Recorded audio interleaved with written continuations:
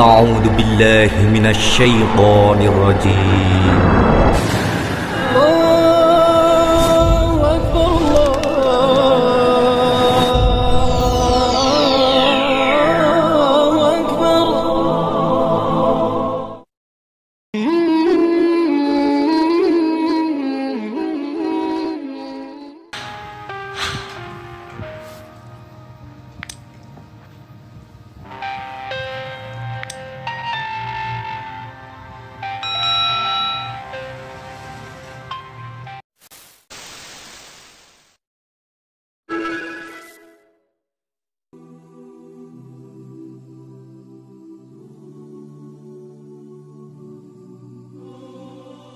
Assalamualaikum warahmatullahi wabarakatuh. Sahabat beriman, Jabal Uhud termasuk salah satu bukit yang sangat memiliki nilai sejarah penting dalam sejarah Islam.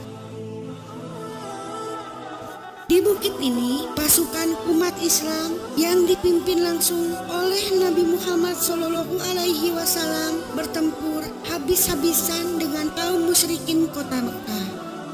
Kisah pilu ini digambarkan oleh Rasulullah SAW dengan menyebut bukit ini sebagai bukit yang nantinya akan bisa dilihat di surga. Jadi umat Islam yang kini akan melaksanakan ibadah haji dan menyempatkan diri untuk berziarah ke Bukit Uhud, insya Allah saat berada di surga juga akan menyaksikan kembali bukit ini. Kepiluan Nabi Muhammad SAW di Bukit Uhud tak lepas dari kisah pertempuran yang terjadi di kawasan ini. Ratusan sahabat Nabi gugur, termasuk juga paman Rasulullah SAW, Hamzah bin Abdul Muthalib, gugur dan dimakamkan di bukit ini. Bahkan Nabi Muhammad SAW mengatakan, kaum muslimin yang gugur dan dimakamkan di Uhud tak memperoleh tempat lain kecuali ruhnya berada pada burung hijau yang melintasi sungai surgawi. Burung-burung itu memakan makanan dari buah-buahan yang ada di taman surga dan tak akan pernah kehabisan makanan. Di kawasan Uhud itu, pertempuran spiritual dan politik dalam arti sebenarnya memang terjadi. Ketika itu, pasukan diberi pilihan antara kesetiaan pada agama dan kecintaan pada harta. Melihat lokasi dan kawasan perbukit yang mengelilinginya, maka orang bisa membayangkan bagaimana sulitnya medan perang ketika itu. Perang di kawasan Uhud bermula dari keinginan kaum kafir Quraisy seusai kekalahan mereka dalam perang Badar. Mereka berencana menyerbu umat Islam yang ada di Madinah. Peristiwa ini terjadi pada 5 Syawal 3 Hijriah. Dendam tidak pernah surut di suku Quraisy setelah mereka dikalahkan di Badar, dan perang Uhud pun diumumkan. Mereka berencana untuk menyerang Madinah lagi dan merebut kembali lagi pamor mereka. Menghadapi rencana penyerbuan tersebut, Nabi Muhammad SAW memimpin kaum muslim di Bukit Uhud.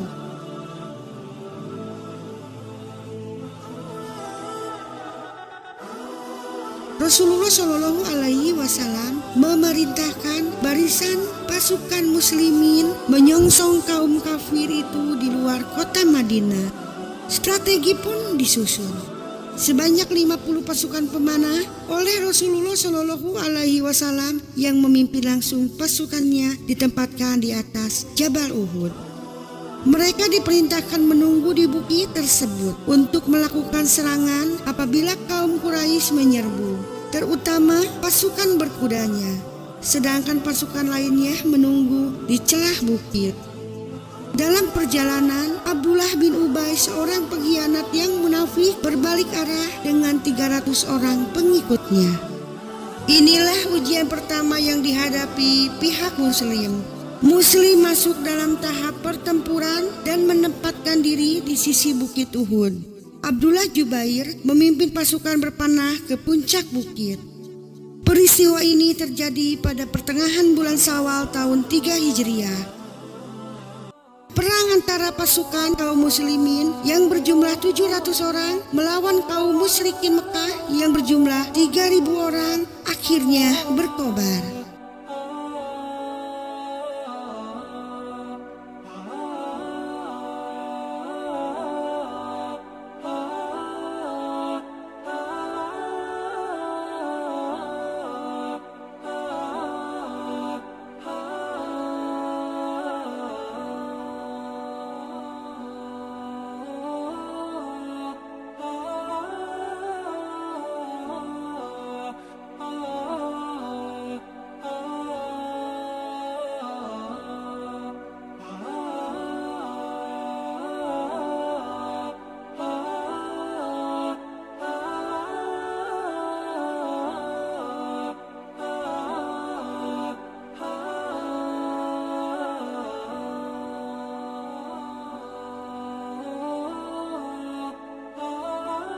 Seorang tentara muslim membuat tentara Quraisy kocar-kacir.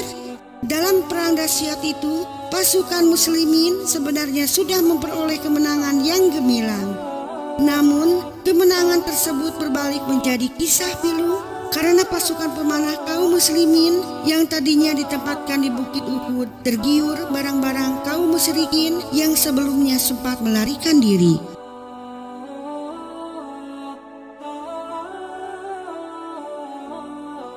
Melihat kaum musyrikin melarikan diri dan barang bawaannya tergeletak di lembah Uhud, pasukan pemanah meninggalkan posnya dengan menuruni bukit terkecuali Abdullah Zubair untuk merayakan kemenangan mereka walaupun berita belum diberikan. Padahal sebelumnya Nabi Muhammad SAW telah menginstruksikan agar tidak meninggalkan bukit Uhud walau apapun yang terjadi. Adanya pengosongan pos oleh pemanah tersebut digunakan oleh panglima kaum musyrikin Khalid bin Walid sebelum masuk Islam untuk menggerakkan atau memerintahkan kembali tentaranya guna menyerang umat Islam.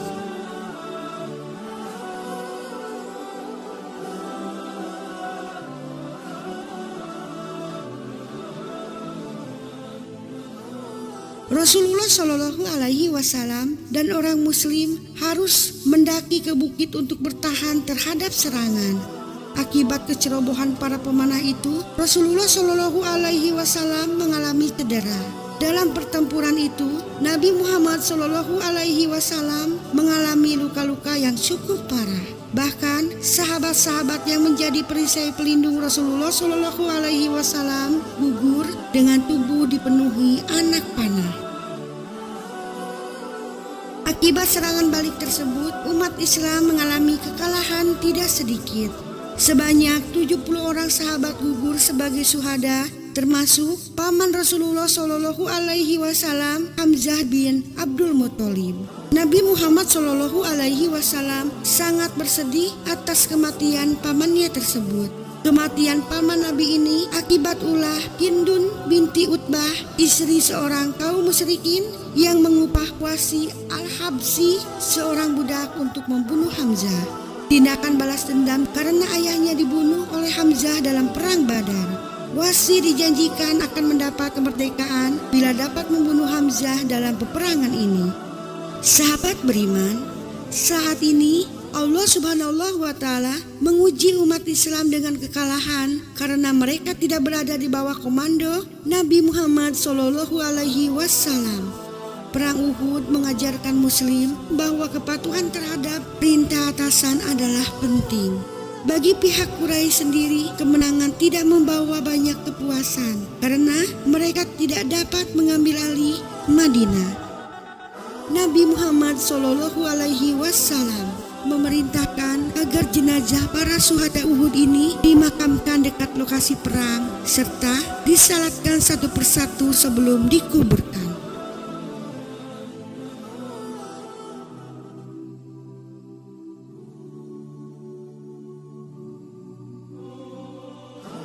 Sahabat beriman, terima kasih sudah menonton. Semoga bermanfaat bagi kita semua dan semoga channel ini terus berkembang agar senantiasa memberikan hal-hal yang bermanfaat untuk kita semua. Amin ya robbal alamin.